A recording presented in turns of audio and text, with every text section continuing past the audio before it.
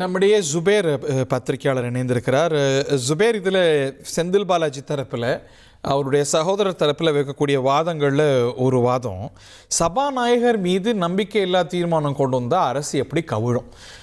Legally speaking அது ஒரு valid question இல்லையா? ஏன்னா சபாநாயகர் மீது நம்பிக்கையில்லா தீர்மானம் கொண்டு வந்தால் அரசு வீட்டுக்கு போகணுங்கிற அவசியம் இல்லை, சபாநாயகர் தான் மாறக்கூடிய ஒரு சூழல் வரும். ஸோ அந்த கேள்வி லீகலாக சவுண்டுன்னு நினைக்கிறீங்களா?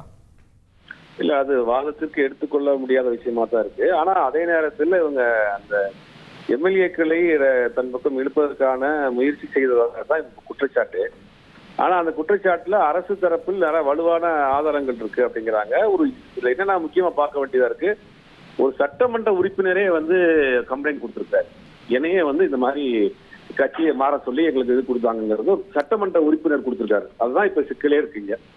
அதே நேரத்தில் செந்தில் பாலாஜி அவர்கள் இது ஓடி ஒழியாம நேரடியாக விசாரணைக்கு ஆஜராயிருக்கலாம். அது பெரிய மேலும் சில சந்தேகங்களை ஏற்படுத்துது. இது அரசியல் ரீதியாக தான் இந்த வழக்கு போற மாதிரி தான் இப்ப தெரியுது. பட் அகேன் சபாநாயகர் மீது நம்பிக்கையில்லா தீர்மானம் கொண்டு வந்தால் அரசு கவிழாது தானே? ஏன்னா ஒரு கான்ஃபிடன்ஸ் மோஷனுக்கும் இன்னொரு கான்ஃபிடன்ஸ் மோஷனுக்கும் இடையில இந்த ஒரு கூலிங் பீரியட் 6 மாதம் இருக்குது. டிமாண்டில் தோற்று போனால் கூட நம்ம புரிஞ்சுக்கலாம். ஸ்பீக்கருக்கு எதிரான நம்பிக்கையில்லா தீர்மானம் அப்படிங்கிறது ஒரு எஃபெக்டிவ் மாடஸ் ஆப்பரண்டியா, ஒரு மாரல் ப்ரெஷரை அரசு மேலே பில்ட் பண்ணலாம். பட் அதை தாண்டி அதுக்கு ஒரு லீகல் இம்ப்ளிகேஷன் இருக்கா?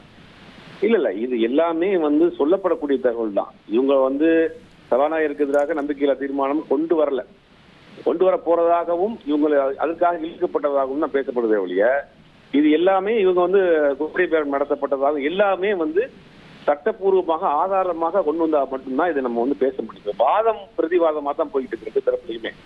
அது எந்த ஆதாரத்தின் அடிப்படையில் இவங்க வழக்கு பதிவு செஞ்சிருக்கிறாங்க, அதுக்கான ஆதாரம் இவங்கள்ட்ட இருக்கா அப்படிங்கிறது நமக்கு ஒன்றும் தெரியல. வாதம் போயிட்டு இருக்கு. இப்ப சட்டமன்ற நீதிமன்றத்துல விவாதம் போயிட்டு இருக்கு. எந்த அடிப்படையில் வச்சிருக்கிறாங்க, யாரிடம் ஸ்ட்ராங்கான எவிடன்ஸ் இருக்கு அப்படிங்கிறது நமக்கு முடிவுல தான் தெரியும். ஆனா இது பொலிட்டிக்கல் ரீதியான ஒரு ஃபைட்டா நடக்கிறதான் பார்க்க வேண்டியதா இருக்கு சார். என்ன வாதம் திராவிட முன்னேற்ற கழகம் தரப்புல வைக்கப்படுது, 59 வச்சுக்கிட்டு எப்படிங்க ஆட்சியை கவிழ்க்க முடியும்னு கேட்கறாங்க. Is that also not logically right? இல்ல, இதே 59 வச்சுட்டு தானே ஆட்சி அமைப்பதற்கான முயற்சி எடுத்தாங்க இல்லையா? அது நம்ம கூட்டணியில் இருக்கக்கூடிய தலைவர்களே வெளியே சொன்னாங்க இல்லையா? அதிமுகவும் திமுகவும் சேர்ந்து ஆட்சி அமைக்கிறதுக்கு முயற்சி பண்ணாங்கன்னு அங்க கூட்டணியில் இருக்கக்கூடிய பல தலைவர்களும் வெளியில பேச ஆரம்பிச்சாங்கல்ல. அப்ப இது ஏதோ ஒரு முயற்சி நடந்திருக்கிற மாதிரியான ஒரு சந்தேகம். திடீர்னு இது மாதிரியான ஒரு பிரச்சனை ஏற்பட்டு தொடர்ந்து செயின் லிங்கா ஒரு 6-7 பேரை கைது பண்ணியிருக்காங்க. இது ஒரு போலியாக ஒரு திட்டமிட்டு ஜோடிக்கப்பட்ட வழக்காக இருக்கும். ஆனால் இவ்வளவு ஒரு பெரிய நெட்வொர்க்காவே போயிருக்காரு. ஒருத்தர் வெளிநாடு தப்பிச்சு போயிருக்கிறான்னு காவல்துறை தரப்பு சொல்றாங்க. இவர் ஆஜராகாம இவர் தலைமறைவா இருக்காரு, முன்ஜாமீன் கேட்டு. அப்ப இவங்க தரப்புல வைக்கக்கூடிய குற்றச்சாட்டுகள் மேலும் மேலும் சந்தேகத்தை தானே அதிகமாக்குது. ஓகே, இன்னொரு செந்தில் பாலாஜி சகோதரர் என்ன சொல்றாரு, எந்தெல்லாம் வழக்கு செந்தில் பாலாஜி மேல தொடரப்படுதோ அதிலெல்லாம் என்னையும் சேர்த்துட்றாங்க அப்படின்னு. ஸோ இது ஒரு பொலிட்டிக்கல் ஃப்ரேமிங்னு குற்றம் சாட்டுறாங்க. எனக்கு எப்பயுமே இந்த மாதிரியான சென்ட்ரல் ஃபேஸா இருக்கவங்க பிஹைண்ட் தி ஸ்கிரீன்ல ஒருத்தவங்க வேலை செய்வாங்க. அது எல்லாருக்குமே. அப்ப எல்லா அரசியல்வாதிகளுக்குமே அப்படி இருப்பாங்க. ஒரு அரசியல்வாதி இருந்தாலும் அவர் நேரடியா சில விஷயங்கள் செய்ய முடியாதனால ஒரு பையனோ ஒரு தம்பியோ மகனோ யாரோ ஒருத்தவங்க பின்னாடி இருந்து அதுக்கு பக்கபலமா இருந்து வேலையெல்லாம் செய்வாங்க. தொடர்ந்து அவருடைய செந்தில் பாலாஜியினுடைய தம்பி அசோக் அவர்கள் மீது வைக்கக்கூடிய குற்றச்சாட்டு நிழல் அமைச்சர் போல் இருந்தாரு, அவர் பிஹைண்ட் தி ஸ்கிரீன் இவர் தான் வேலை பார்க்கிறாரு அப்படிங்கிற ஒரு குற்றச்சாட்டு வைக்கிறாங்க. இப்ப அதனாலதான் இப்ப அவரை நோக்கியும் வைக்கிறாங்க. எல்லா வழக்குலயுமே எந்த வழக்குமே இப்ப அவங்க ஆதாரமற்ற வழக்குன்னு சொல்லி நிரூபணமாய் வெளியே வரலையே. எல்லா வழக்குகளுமே நிலுவையில் தானே இருக்கு. ஓகே, இதில் குதிரை பேரும் பரஸ்பரம் இன்னைக்கு குற்றம் சாட்டுறாங்க. இவங்க அவங்கள குதிரை பேருங்கிறாங்க, இவங்க இன்னும் அரசு தரப்பு இந்த ஆதாரங்கள் இருக்கு அப்படிங்கிற இந்த வாதத்தை வைக்கிறாங்க. அதோடைய சீரியஸ்னஸை இழக்குதுன்னு நினைக்கிறீங்களா?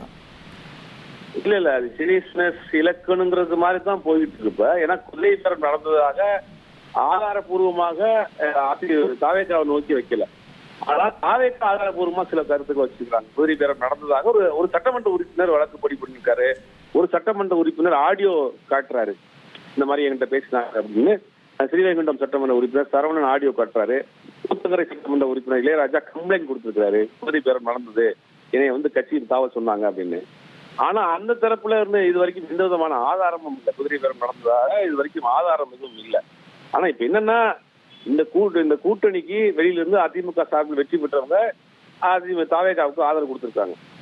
இதில் இடையில் எங்க குதிரை பேரம் வந்ததுன்னு நமக்கு ஒன்றும் புரியல. குதிரை பேரம் நடந்ததுன்னா இப்ப ரிசைன் பண்ணிட்டு வந்திருக்கா. இப்போ மெயின் வைக்கக்கூடிய குற்றச்சாட்டு சட்டமன்ற அதிமுக சட்டமன்ற சார், இப்போ இந்த வாதங்கள் அரசு தரப்பிலையும் செந்தில் பாலாஜி தரப்பிலையும் அவருடைய சகோதரர் தரப்பிலையும் வாதங்கள் வைக்கப்பட உத்தரவு பிறப்பிக்கப்பட்டு வருகிறது. இனி செல்லும் இடமெல்லாம் செய்தி. தந்தி டிவியின் வாட்ஸ்அப் சேனலை ஃபாலோ பண்ணினா செல்ல இருக்கும் இடமெல்லாம் செய்தி. இதோ QR கோட் இப்பவே ஸ்கேன் பண்ணுங்க, ஃபாலோ பண்ணுங்க.